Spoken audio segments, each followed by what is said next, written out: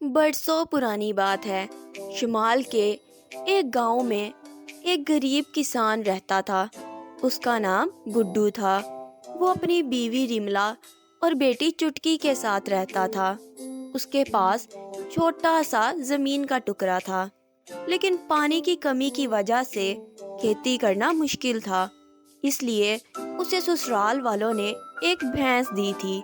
گڈو اس کا دودھ بیچ کر اپنے خاندان کا پیٹ پالتا، لیکن دودھ کم ہونے کی وجہ سے اس کی آمدنی بھی کم تھی، جس کی وجہ سے وہ اپنی بیوی کو ہمیشہ تانا مارا کرتا۔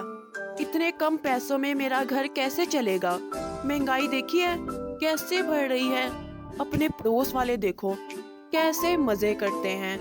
میری تو قسمت ہی پھوٹی ہے جو ایسی بھینس تمہارے میکے والوں نے مجھے دے دی۔ گڈو بولا۔ اس پر رملا بولی، دیکھو جی، تم جتنا کماتے ہو اتنے میں تو خوش ہوں، مجھے اور کچھ نہیں چاہیے۔ ارے رملا، تمہیں نہیں چاہیے پر مجھے تو چاہیے نا۔ جتنا کماتا ہوں اس میں سے آدھا تو اس بھینس کو چارہ کھلانے میں ہی چلا جاتا ہے۔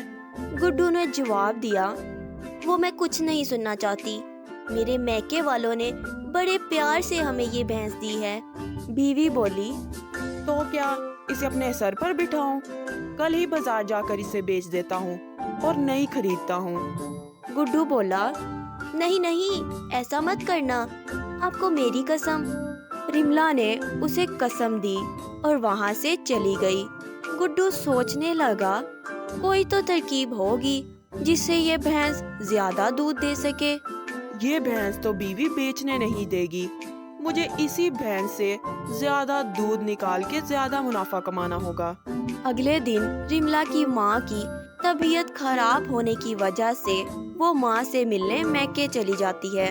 ادھر گڈو بھینس کے پاس جاتا ہے اور بھینس سے کہتا ہے، کیوں رے میری لاڈلی، تو دن بھر چارہ کھاتی رہتی ہے لیکن دودھ تو بہت کم دیتی ہے۔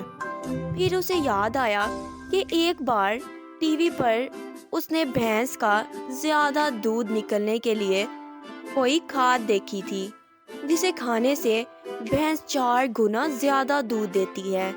وہ فوراً دکان میں گیا اور ادھر ایک کھاد کی بوری خرید لی اور گھر آ کر چپکے سے وہ کھاد بھینس کو دے دی۔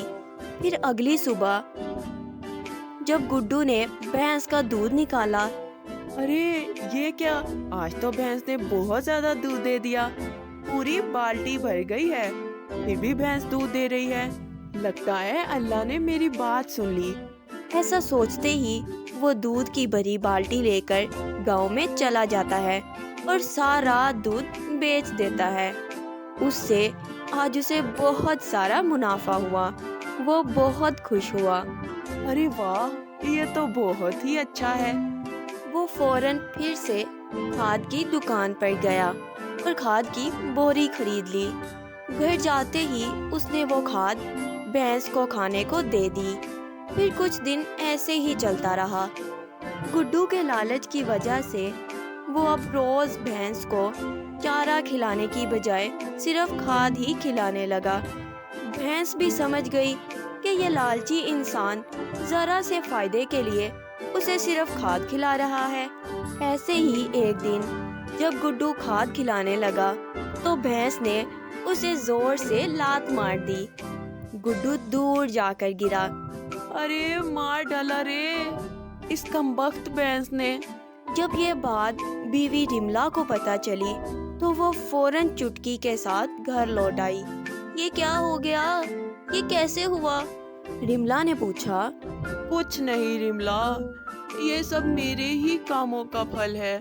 میں نے تھوڑی سی لالچ کے لیے اپنی بھینس کو چارہ کھلانے کی بجائے کھاد کھلا دیا، اس کی سزا اب مجھے مل گئی ہے۔ بڑے دکھ سے گڈو نے کہا۔ تب پتنی رملا بولی، جانوروں کا جو اصل میں کھانا ہوتا ہے وہی ہمیں انہیں کھلانا چاہیے۔ ہمارے ذرا سے فائدے کے لیے ہم ان بے زبان جانوروں کی جان سے کھیلتے ہیں اور نتیجہ یہ ملتا ہے۔ تب جا کر گڈو کو بات سمجھ آئی اور اس نے بھینس سے معافی مانگی اور کچھ دن کے بعد اسی بھینس کا دودھ پی کر گڈو اچھا تگڑا بھی ہو گیا۔ تو بچوں، اس کہانی سے ہمیں یہ سبق ملتا ہے کہ ہمیں بے زبان جانوروں کا اپنے منافع کے لیے فائدہ نہیں اٹھانا چاہیے۔ بیچارے بول تو نہیں سکتے، پر ان میں بھی احساسات ہوتے ہیں۔ Thanks for watching. Please subscribe to our channel.